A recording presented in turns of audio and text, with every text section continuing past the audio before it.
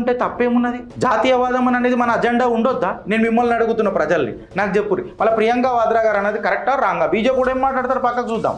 మనం జాతీయవాదులం, భారతీయులం ఏం మాట్లాడదాం? వందే మాతరం అనేది పార్టీ పాలిటిక్స్ కంటే పెద్దది. అది బీజేపీ ఉండని, బీఆర్ఎస్ ఉండని, కాంగ్రెస్ ఉండని, ఏ ప్రాంతీయ పార్టీ ఉండదు. నేషనల్ సాంగ్ అనేది అది కూడా మన ఫ్రీడమ్ స్ట్రగుల్ కి లింక్ అయినది. అందరూ లీడర్లు వాడేది. నెహ్రూ గారు వాడిండ్రు, సుభాష్ చంద్రబోస్ గారు వాడిండ్రు, ఇందిరాగాంధీ కూడా వాడింది. దీన్ని నువ్వు ఇలా నువ్వు దాని మీద పంచాయతీ లేదనంటవేంది? బీజేపీ వందే మాతరం అందరి మీద ఫోర్స్ చేస్తూ, అందరంటే ఎవరు? నేనైతే వాడనీకే నాకు ప్రాబ్లం లేదు. వేరేవాడికి ఎవరికి ప్రాబ్లం ఉంటుంది? ఆడికి ఫోర్స్ ఎందుకు చేయొద్దు?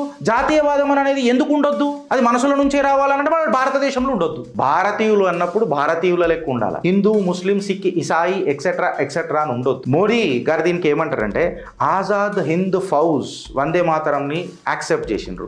ముస్లిమ్స్ ఫ్రీడమ్ స్ట్రగుల్ అప్పుడు కూడా వందే మాతరం పాడిండ్రు. వందే మాతరం అనేది సింబల్ ఆఫ్ యూనిటీ. నువ్వు అందులో ఎక్సెప్షన్స్ ఎందుకు పెడతావు?